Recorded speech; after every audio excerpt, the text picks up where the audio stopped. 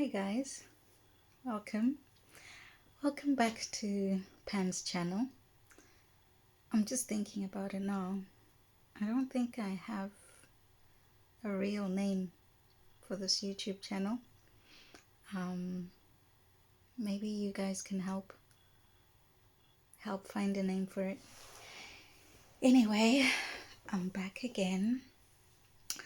Today is Wednesday and I must apologize because I had set myself to do this every single week on a Monday, but as usual with me, things didn't turn out the way that they're meant to.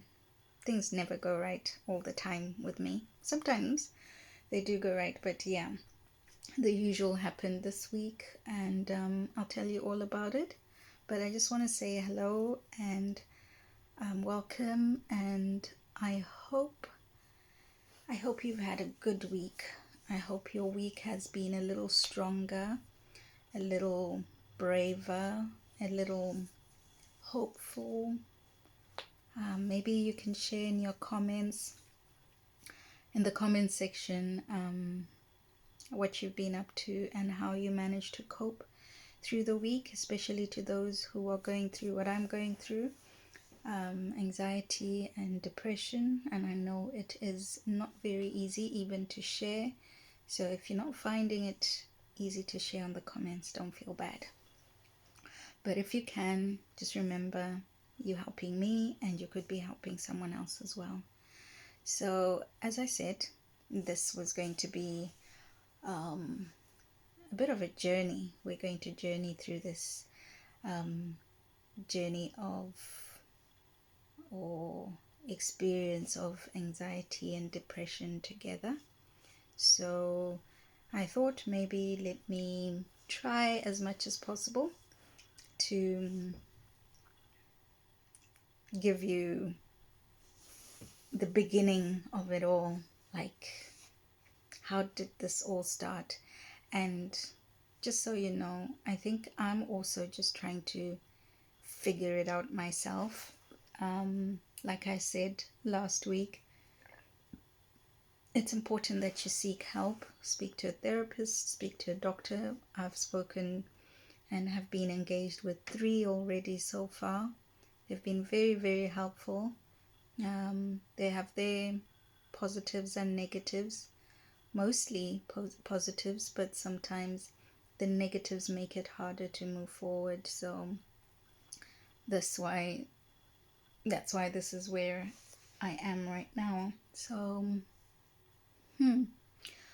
I would say from my sessions with my therapist, we sort of have pinned everything down to my upbringing, how I reflect upon it, how it was presented to me from the beginning, from the get-go, how I navigated life through my childhood, teenage life, young adolescent, young adults, through to marriage. Like I say, I'm a mature mom with 2 teenage kids, 17 and 19. So yeah, I've been here a while. I've been here 44 years, and in May it's my birthday, one of the days that I really like to celebrate. But that's just mainly because that's the day that I think is my birthday. But as I'll get into it, you will find out why sometimes it's very difficult to enjoy or celebrate that day, even though outwardly I really make a point to celebrate it because it's the only day I have to myself. So, getting to the beginning. Please don't mind my face. I'm looking at myself in the camera there, and I look weird, don't I? I look drained. I think I look very weary. And that's the truth. Yes, I am. I am very drained. I am very tired.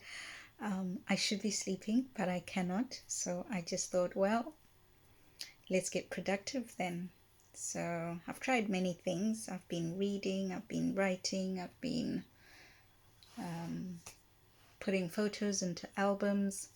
So, but I can't get any sleep. So I'll tell you all about myself. So from the beginning, reason why we pinned stuff down to my childhood and my upbringing is because I was adopted. And not that adoption is bad, but I had a pretty difficult side to it. There were good times and there were really, really difficult times. I was adopted from the time I was a little baby. Now, my adoption was not the ones that maybe some people here joining may know or think of, but you have experienced it in some way, especially if you're something like my age and also if you're from an African background. I'm Zimbabwean, so it's common to be adopted by family. I was adopted by family and they call it kinship adoption. So apparently my mom was unwell and when I was born, yeah, she was unwell when I was born, and she had a younger sister who was a nurse, and they were very tight with her younger sister. So I used to go back and forth from my mom's house to my auntie's house for well-being checks and just making sure I was a healthy baby because my mom struggled with me as well, being an unwell baby. I couldn't eat very well. I was just poorly, as they say here in the UK, but in Zimbabwe, I was just a sickly kid, a sickly child. So yeah, I was drama from the get go. So and I was always on the road from the get go. But unfortunately, um, just before I turned 1, I understand that my mom passed away, and when she passed away, I was then passed on to her young sister who had already naturally been looking after me. So she then took over the responsibility, herself and her husband took over the responsibility to look after me. And they hadn't had a child yet. They were married, and they were married for quite a while. And then they adopted me, and then 3 years later, they had my young sister. Well, now I call her my young sister, but in the natural biological world, she's my cousin, my first cousin. And but I've grown up to know her as my sister, just like I have grown to know my aunt and uncle who looked after me as my mom and my dad. I know no other mom and dad besides them in that regard. Like they they are the first picture of mom and dad that I got. And so growing up the first 3 years, I don't have much of a memory of it, but photographs tell me that I have a few, especially from when I was about between 2 and 3. I have quite a lot of photos from there. Fortunately, I can't share them here because I don't have the photos with me. They're back home in Zimbabwe, and yeah, and they were pretty cute, and I looked quite happy, I think. Um, I looked well looked after as well. Um, yeah, I was just a normal kid, and I feel the difficult side of life came in when my young sister was born. My cousin, who I call my young sister, was born, and I think this is just a natural thing that happens to some people when they then finally have what they have always been longing for themselves, through themselves. There was a bit of a shift, and all the attention and the the comfort and the love that I received sort of just changed from then on. And I say this with no disrespect to my parents or my young sister, but I'm sharing this because this is a side of the story that I have, and each person has their own side and their own truth. So me saying this is trying to just bring out my side of my truth and my experience of it all. So yeah, having my sister around made it quite difficult for me. We are in good books. We are great sisters. We get along right now. Like she's an addition of sisters to the sisters that I already have. I was born biologically to a family that had three other girls, so I have three half sisters, and I got to know them later in life. So our relationship got to blossom or bloom quite later in life. But with my cousin, who became my sister, we struggled a bit as siblings do. But from my perspective, there was just something bigger to it. I felt, very, very, at that age even, I felt very alone, and I could not seem to fit. Um, if you're African, especially Zimbabwean, you know that if a family has a child, the parents are normally called by their first child. So, for example, if so, my name is Pam, right? So I grew up and I had this vision that I am the first child, but people referred to my parents by the name of their second child. So I won't say her name for her, you know, privacy's sake, security's sake. It's not even her story. It's mine. So just to keep it mine, we will just protect her name. So we'll give her a name like Moisha. And instead of saying Amai Pam or Baba Pam, people, which is the name of, your first would be father of Pam or mother of Pam if you directly translated. But instead they said Amai Moisha or Baba Moisha. So that already at a very young age didn't sit very well with me. But at the same time, I also didn't have room to question. For some odd reason, that just was not possible. My parents just had they were not military, but somehow you just knew that that's not for you to ask. It was in the way I was treated. My mother was a very strict woman.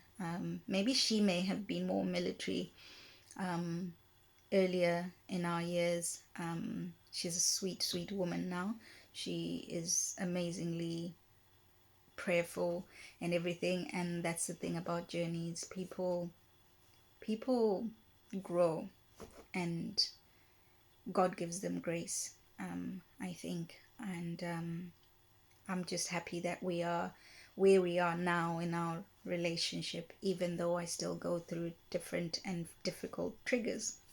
But anyway, I digress. So anyway, we're talking about my upbringing, and my upbringing was very hard. I felt like a serious stepchild. I felt hated. I felt unworthy. I felt rejected. I felt so confused all the time. I was always second best. It felt very difficult to relate to other children because the way I would have to go through life or anything on a daily basis was so different to even other cousins or other family members or friends from school and stuff like that. It just seemed very difficult. I was not allowed to have friends. So I was always sneaking out. I was always trying to do things on the down low, and that always got me into trouble as well. So something as simple as trying to play with a friend from school ended up in a whole big fight. Not a fight, a whole big, like, shouting situation where my mother would constantly shout at me about playing, being too playful, being not serious with life, and just being a nuisance. I was constantly a nuisance to her. I was not a good child according to her in those days. I was She always hurled very difficult and uncomfortable and very painful words when she referred to me or was even upset with me. So I would also end up doing like the most chores in the house. I was closer to the maids who would work in our household more than I was with my sister or my parents. My maids felt more compassion for me and sympathy for me because of just how I I just experienced life, and it was very evident. People could see it. And the worst was when visitors would come and visit, and I would cry when they would leave, because somehow when people were around, that's when things somehow seemed normal and people paid attention to me. So when they were leaving, I would want to go back with them, and I'd start crying, and that would be the worst thing to do, because if you cry when visitors are leaving and you act like you want to go back with them, you're going to get a beating. And I got beatings, lots of them, for any reason, for absolutely any reason. So that was difficult for me. And then as I grew up and started secretly discovering, because my adoption was also not like clearly explained to me. It was never explained. It was always a secret of some sort. It was something that was not discussed. We were never open. We were never a very loving and accommodating kind of family. So I could never sit down with my mom and say, who was my mom. I know the first few times I even tried to bring up that subject later on as I grew up, it caused such a rift, and almost for 5 years I couldn't speak to my mother. She wouldn't speak to me at all. And it upset her that I would ask or want to find out who my mother was, who was her own sister. And as for trying to figure out who my father was, that was now, you know, totally going down a dark hole. So couldn't speak about that. And yeah.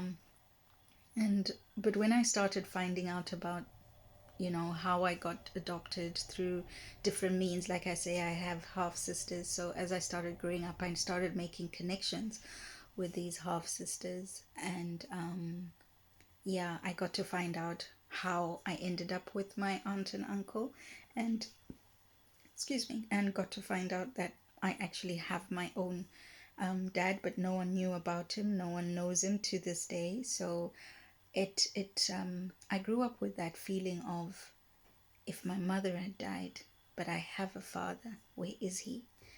And I also, when even your facial features are so different. My young sister to this day looks like her parents, and I had no point of reference, no point of identity.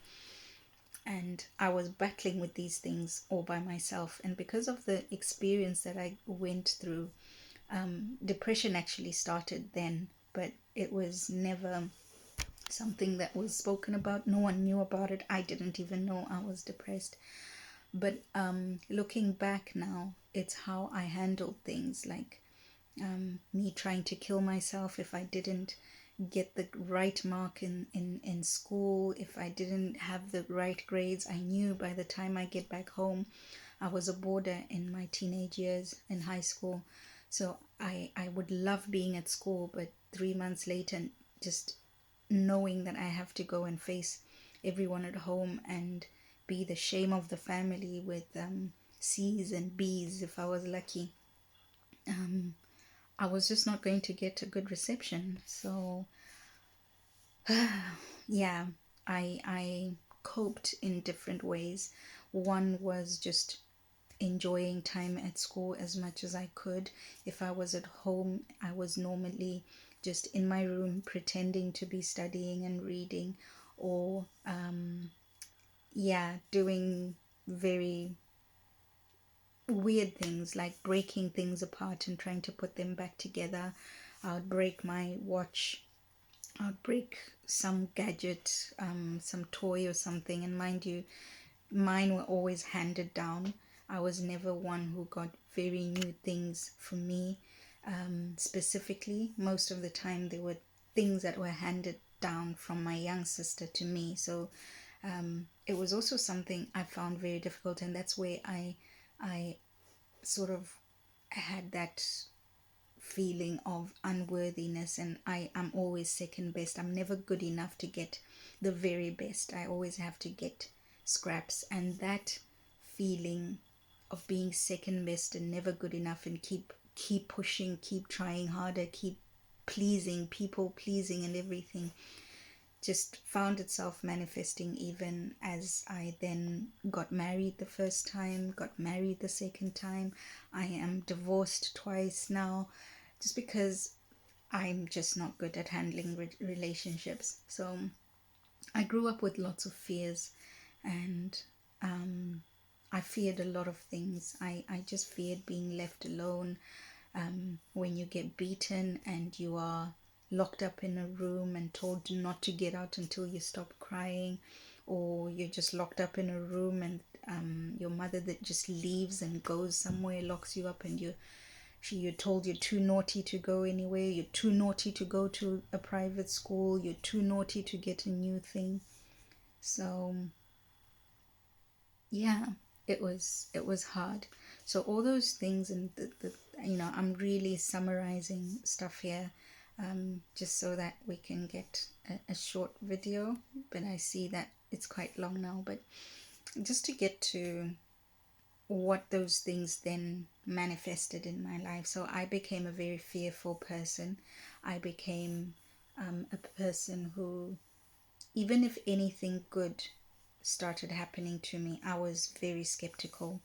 I would self-sabotage because I would think it's never going to last. So I might as well try and find ways to, get to it quicker than the other person would. So it would be a relationship and think, it's going so well, and I think this person's going to commit, but would they really commit to me, Pam, with all my flaws and who I am and whatever I thought about myself at the time? So I would do things to mess up things so that either I break up with the person or the person breaks up with me, or yeah, just get myself out of situations where I feel like an imposter here. I'm just not worthy. I'm just not good enough to be here.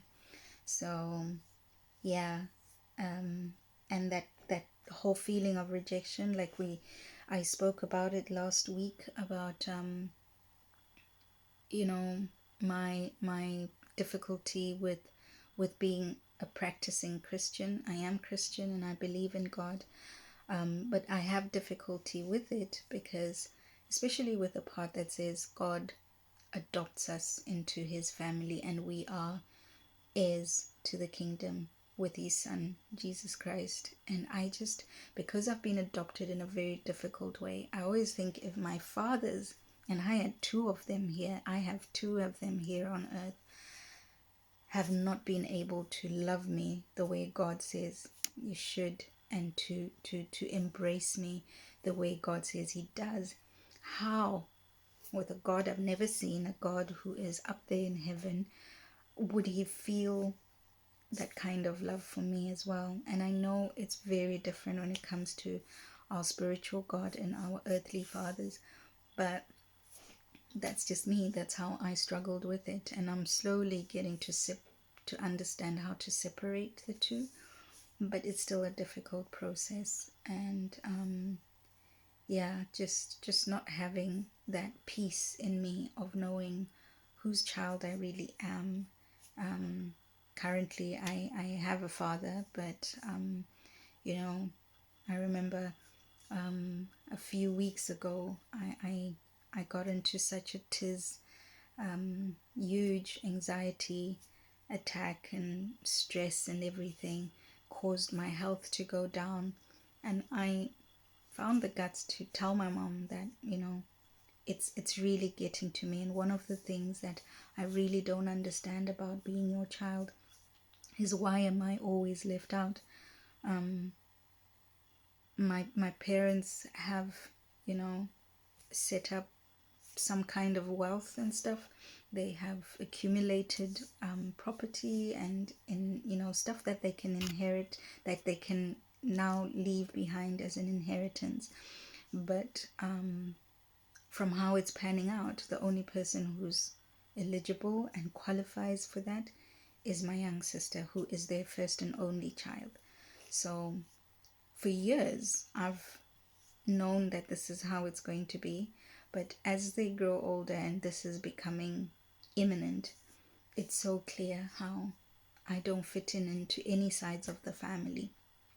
Even, in on my maternal side of things, I don't really fit in.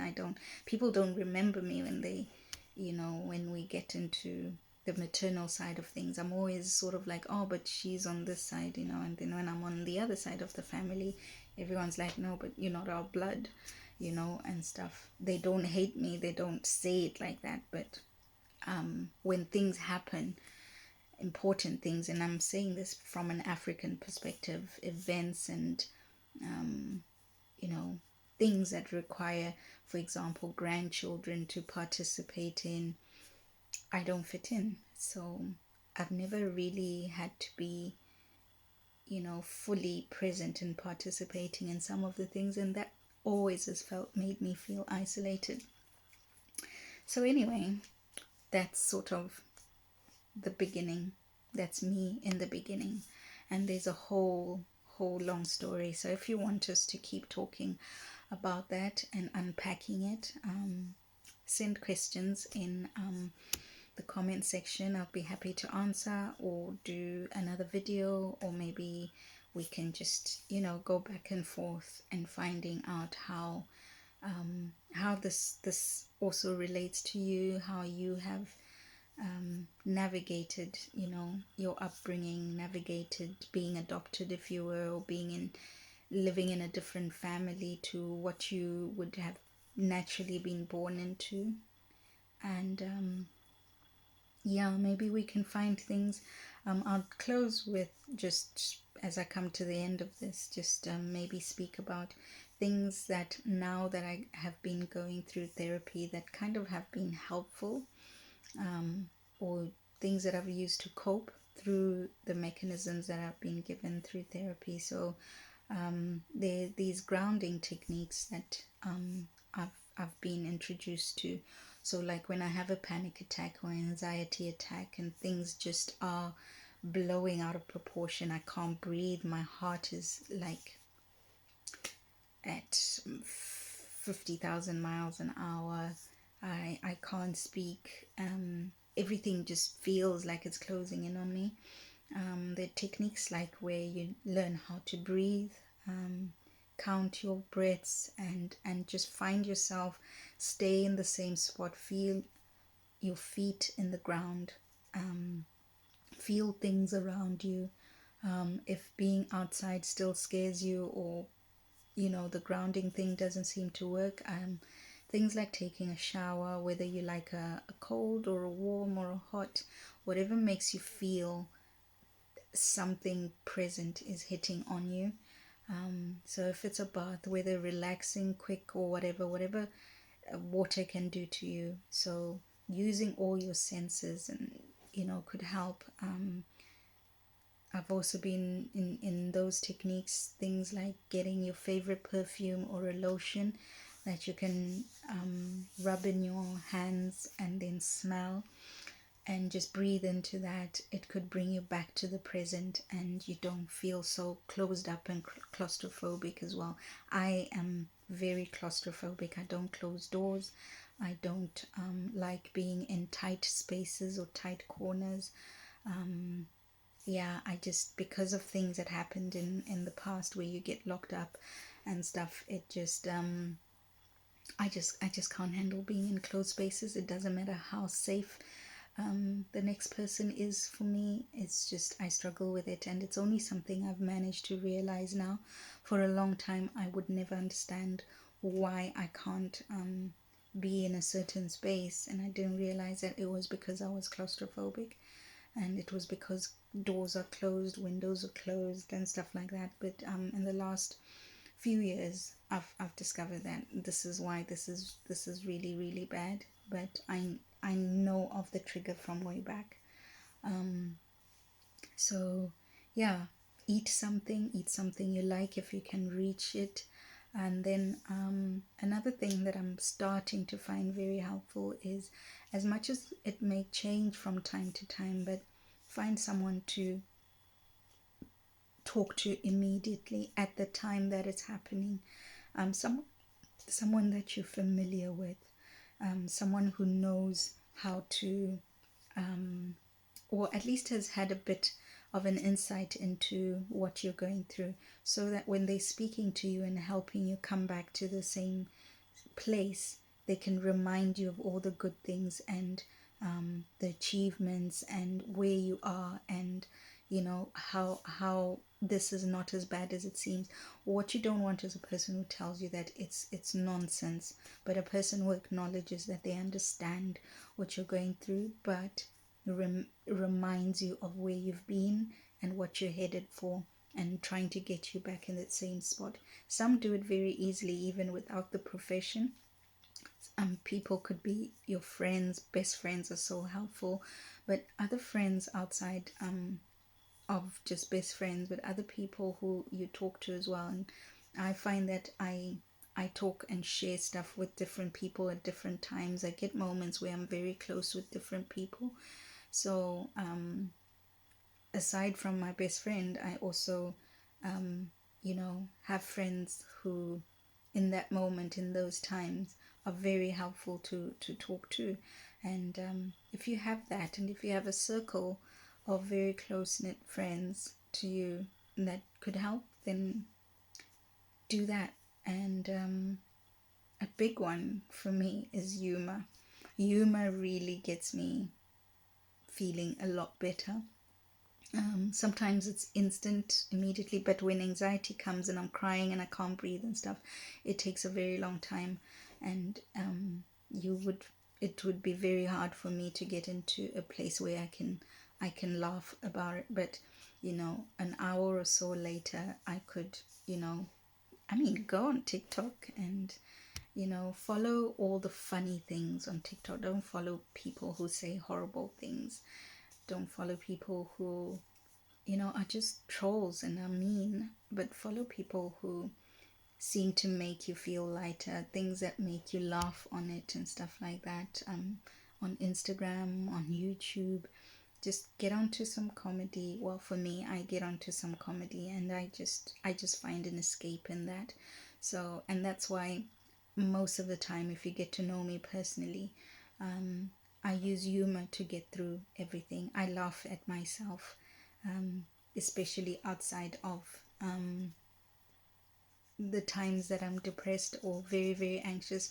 Every other time when I'm trying to mask things, I mask myself with humor.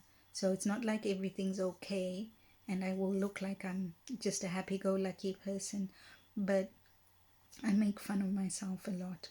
And I found that that helps me to get by. So I make fun of my singleness. I make fun of my divorces. I make fun of my kids when they do bad things. Sometimes I don't laugh about it, but I try to find the humor in it all.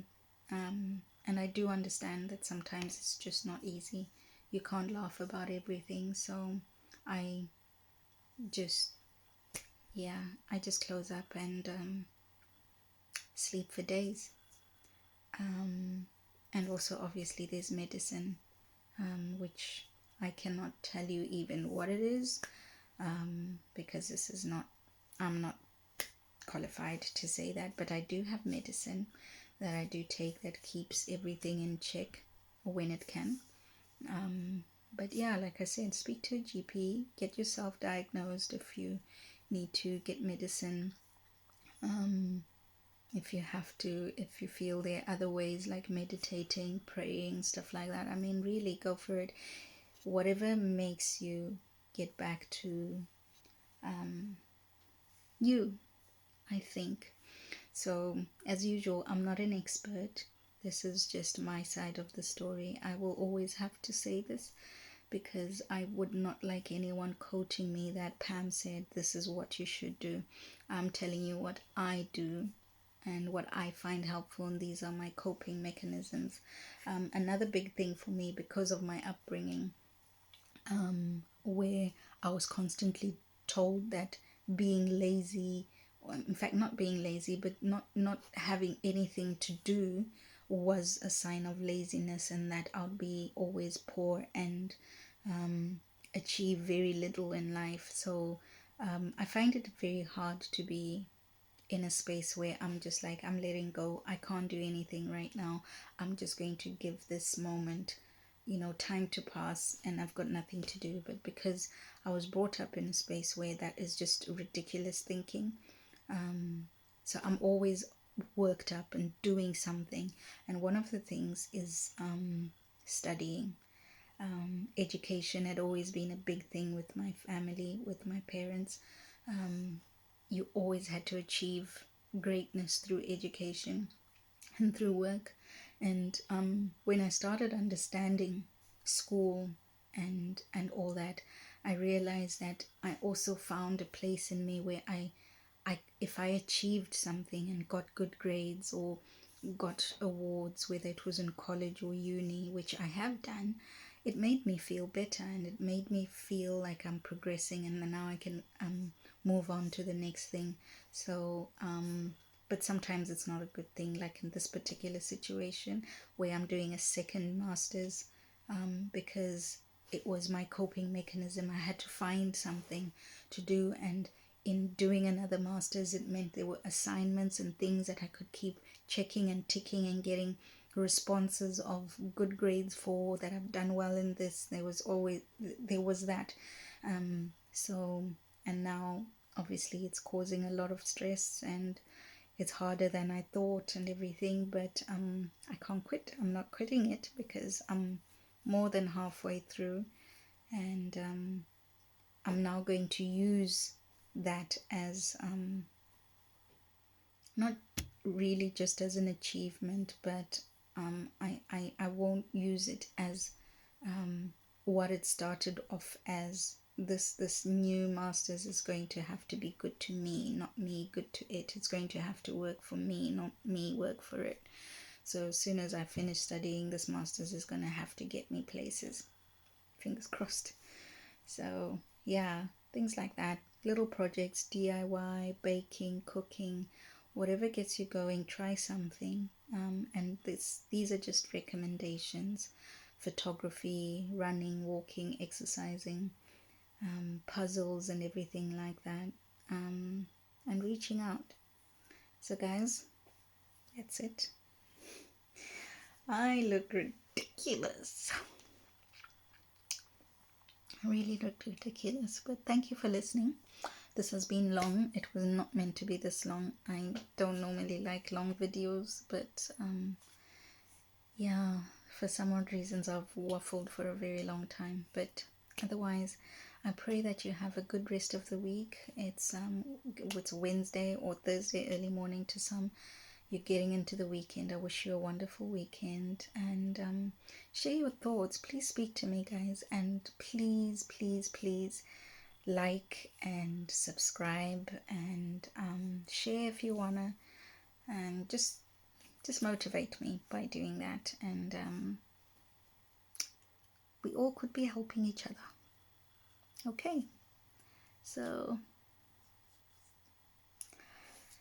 right, this is me signing off. I'm smiling because this must be one of the most unorthodox YouTube videos where I don't like work myself up for it. Like make myself look very pretty and make up and dress up and have backgrounds. I think it's going to come later if you keep motivating me. Maybe we will grow into that. So let's see how this journey goes. Right? Let's see how this journey goes. Let's bump up. Chill with the big boys. Yeah. Anyway, I'm being silly now. And I think I must try and sleep. So, good night, good morning, good day. Have a wonderful, wonderful week. God bless you. Stay strong. And you're always worthy. You mean something to someone.